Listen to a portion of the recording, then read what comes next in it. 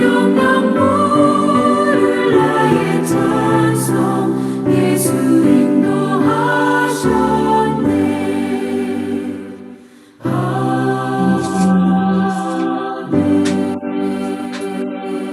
2021년도 전국 한인연합감리교회 사순절 특별 새벽기도회 3월 16일 말씀을 전한 산타마리아 베델교회 남기성 목사입니다. 오늘 우리에게 주신 말씀은 이사야서 53장 1절에서 11절입니다. 제가 봉독하도록 하겠습니다. 우리가 전할 것은 누가 믿었느냐? 여호와의 팔이 누구에게 나타났느냐? 그는 주 앞에서 자라나기를 연한 순 같고 마른 땅에서 나온 뿌리 같아서 고운 모양도 없고 풍채도 없은즉 우리가 보기에 흠모할 만한 아름다운 것이 없도다. 그는 멸시를 받아 사람들에게 버림받았으며 강고를 많이 겪으셨으며 질고를 아는 자라. 마치 사람들이 그에게 얼굴을 가리는 것 같이 멸시를 당하였고 우리도 그를 귀히 여기지 아니하였도다. 그는 실로 우리의 질고를 지고 우리의 슬픔을 당하셨거늘 우리는 생각하기를 그는 징벌을 받아 하나님께 맞으며 고난을 당한다 하였노라. 그가 찔림은 우리의 허물 때문이요 그가 상함은 우리의 죄악 때문이라. 그가 징계를 받음으로 우리는 평화를 누리고 그가 채찍에 맞음으로 우리는 나음을 받았도다.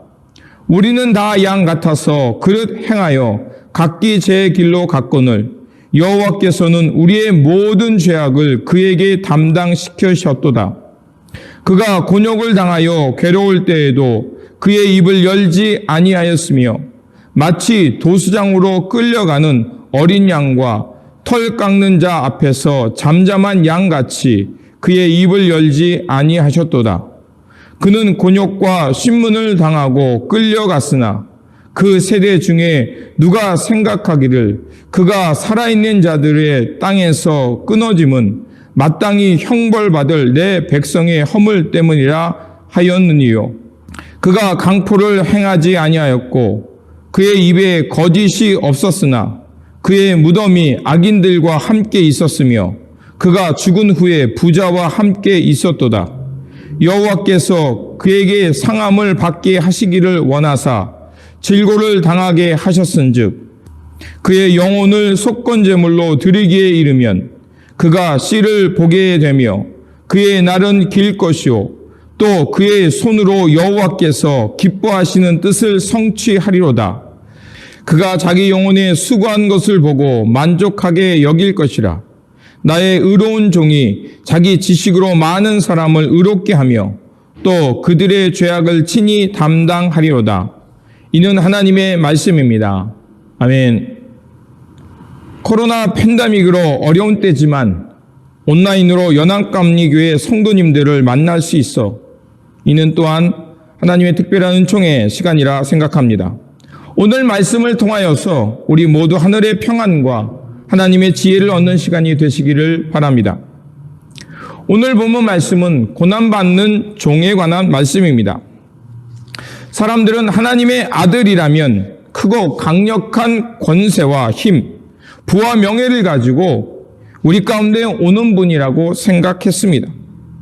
그래서 그분께서 이 세상에 오시면 사람들은 쉽게 그를 알아보고 환대할 수 있을 것이라 생각했습니다. 이스라엘 백성들도 그랬습니다. 그들은 메시아, 즉 하나님의 아들이 세상에 오시면 강력한 힘과 부를 가지고 올 것이며 막강한 다윗처럼 그 권세를 가지고 다윗의 왕조를 회복할 것이라고 생각했습니다. 하지만 하나님의 종으로 오시는 메시아는 그렇지 않았습니다. 강한 자로 힘과 권력, 부자로 오신 것이 아니라 연약한 자로 우리 가운데 오셨습니다. 힘과 권력은 또 다른 폭력을 만들기에 주님께서는 진정한 하나님 나라의 화해자로 우리 가운데 오신 것입니다. 그래서 주님의 뜻을 받들으며 평화와 화해와 돌봄의 삶으로 우리 가운데 오신 것입니다. 하지만 사람들은 주님께서 그렇게 오시는 것을 실망하며 하나님의 종을 때리고 모욕하며 버렸습니다. 또한 죽음에 이르게까지 했던 것입니다. 그럼에도 하나님의 종은 그러한 고난을 받음에도 묵묵히 침묵하며 하나님의 뜻을 이루기 위해 순종하셨습니다. 마치 도수장에 끌려가는 어린 양처럼, 털을 깎는 이 앞에 잠잠한 양처럼 침묵하셨습니다. 오늘 본문 7절은 이렇게 말합니다. 그가 곤욕을 당하여 괴로울 때에도 그의 입을 열지 아니하였으며 마치 도수장으로 끌려가는 어린 양과 털 깎는 자 앞에 잠잠한 양같이 그의 입을 열지 아니하였도다. 왜 하나님께서는 당신의 종을 이토록 힘없는 양과 같이 갖게 하셨을까요? 레위기 16장 21절에서 22절을 보면 속죄일에 행했던 하나의 예식을 말해주고 있습니다. 대제사장 아론은 염소 한 마리에게 안수하며 이스라엘의 모든 죄를 그 염소에게 전가시키고 광야로 내보내는 예식이 있었습니다. 바로 아사셀의 규례입니다. 아사셀이란 떠나 보낸다는 뜻입니다. 즉 한 염소에게 이스라엘의 모든 죄를 짊어지고 광야로 내보내서 죽게 하는 것이었습니다. 이렇게 해서 이스라엘 공동체 안에 있던 모든 죄를 그 공동체로부터 멀리 광야로 떠나 보내는 것이었습니다. 하나님께서는 당신의 흠없고 온전한 종을 통하여서 사람들의 멸시와 버림받게 하는 것을 통해서 이스라엘 공동체 안에 있는 죄를 속죄시키는 것이었습니다. 즉 속죄일에 있었던 아사셀처럼 이스라엘의 모든 죄를 감당하셨으며 그리고 많은 이들로 하여금 새 생명을 얻게 하는 대속의 제물이 되게 하신 것입니다. 그렇기에 하나님의 종은 묵묵히 아버지의 뜻을 감당하며 죽음에 이를 때까지 침묵하셨던 것입니다. 바로 이 말씀은 예수 그리스도를 향한 예언의 말씀이었습니다. 하나님의 아들 예수 그리스도께서는 강한 자로 오지 않고 연약한 자의 모습으로 오셨습니다. 목수의 아들로 오셨고 많은 사람들을 하나님의 생명으로 이끄는 대속물의 제물로 오셨습니다. 그러자 사람들은 예수님의 모습을 보고 실망하여 예수님을 버렸습니다. 그리고 주님의 곁을 모두 떠나버렸습니다. 그리고 예수님을 때리며 더 나아가 예수님을 십자가에 못 박았습니다. 그런 고난받는 종의 모습, 예수님의 모습을 세례자 요한은 그래서 예수님을 가리켜 세상의 모든 죄를 짊어지고 가는 하나님의 어린 양이라고 표현했습니다. 그런데 그 사람들은 예수님께서 애매히 고난당하고 매를 맞는 것을 당연한 것으로 여겼습니다. 그리고 그것이 그분의 죄 때문이라고 생각한 것입니다.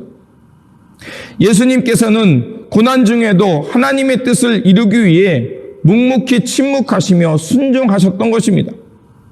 마치 도살장에 끌려가는 어린 양과 같이 불법 재판과 사형 언도, 군인들의 모욕과 채찍을 당함에도 묵묵히 하나님의 뜻에 순종하시며 십자가의 길을 가신 것이었습니다.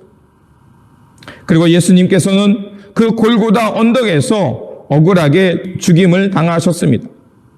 예수님은 인류의 허물 때문에 목과 창에 찔리셨고 우리의 죄악 때문에 채찍에 맞아 몸이 상하신 것이었습니다. 그분께서 당하신 고난은 우리의 허물 때문이었습니다. 예수님께서 고통당하심으로 그래서 우리는 하늘의 평화를 누리게 되었습니다. 주님은 바로 이 이사야의 예언대로 이 말씀을 성취하기 위해 고난 받으셨던 것입니다. 그래서 예수님의 이 고난받는 이유를 사도 바울은 로마서에서 이렇게 말합니다. 로마서 5장 18절에서 19절입니다. 그런즉 한 범죄로 많은 사람이 정죄에 이른 것 같이 한 의로운 행위로 말미암아 많은 사람이 의롭다 하심을 받아 생명에 이르렀느니라. 한 사람이 순종하지 않으므로 많은 사람이 죄인이 된 것 같이 한 사람이 순종하심으로 많은 사람이 의인이 되리라. 바로 주님께서 고난받으신 것은 이 말씀을 성취하기 위함이었습니다. 예수님은 탄생으로부터 죽음에 이르기까지 하나님의 기쁨과 아버지의 뜻을 이루기 위해 온전히 순종하셨던 것입니다. 그 은혜가 오늘 우리로 하여금 이 자리에 있게 한 것입니다. 그 은혜가 우리로 하여금 죄에서 의로, 어둠에서 빛의 자녀로 살게 한 것입니다.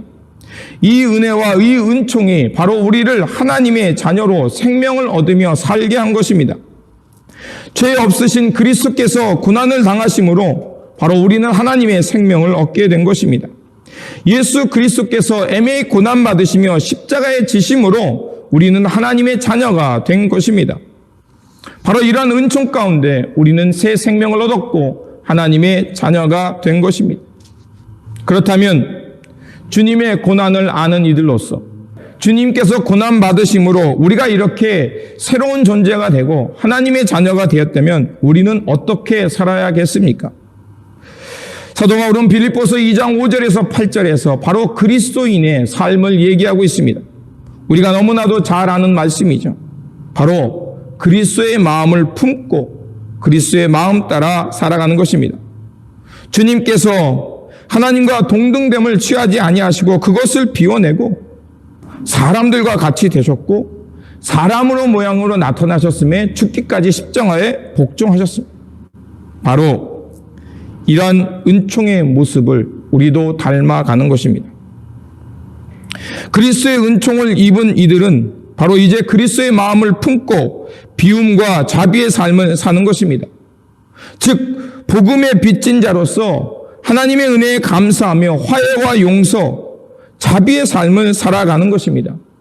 이 길을 걸어가는 것이 바로 그리스도인의 삶이며 영생의 삶입니다. 그리스도인들을 다른 말로 덕분에 살아가는 사람이라고 말할 수 있습니다. 예수 그리스도의 은총 덕분에 우리는 사람답게 산 것입니다. 또한 다른 이들의 수고와 노력 덕분에 우리는 우리의 삶을 살아갈 수 있는 것입니다. 그렇게 그리스도인이란 다른 이들의 수고와 노력을 당연한 것으로 여기지 아니하며 그들의 수고에 감사하며 살아가는 사람들입니다. 오늘 우리가 이 땅에 이렇게 살 수 있는 것은 누군가 자신을 희생하며 타인의 도움을 주었기 때문입니다. 오늘 이 땅에 하나님 나라를 위해 수고한 이들, 그들의 헌신과 희생이 있었기에 오늘 우리가 이렇게 살아갈 수 있는 것입니다. 그래서 우리는 그들 덕분에 우리가 이렇게 살아갈 수 있는 것입니다. 그러므로 오늘도 우리는 복음의 빚진 자들로서 그리스도의 마음을 품고 하나님의 자비와 용서, 화해와 평화의 삶을 살아야 할 것입니다. 그래서 주님의 마음을 따라 살면서 이 땅에 고통받는 이들을 위해 기도하며 하나님의 화해와 용서, 평화의 일꾼으로 살아가는 저와 여러분이 되어야 할 것입니다. 이러한 이 말씀과 이 은총으로 살아가는 저와 여러분들이 되시기를 다시 한번 주님의 이름으로 축원드립니다. 아멘. 오늘도 주님께서 주시는 귀한 말씀 우리가 잘 받았습니다. 마음속에 심겨지도록 함께 기도하겠습니다. 기도합니다. 하나님 감사합니다. 오늘 이 아침에도 주님의 말씀 묵상할 수 있도록 은혜 주심을 감사합니다. 또 이렇게 생명으로 일어나서 하나님과 더불어 하루를 시작할 수 있도록 귀한 날 허락해 주신 것 감사합니다. 우리를 위해서 십자가 짊어지시고 우리의 삶 모든 것들을 책임져 주시고 하루하루 하늘나라 향해서 달려가도록 우리의 삶을 이끌어 주심을 감사를 드립니다.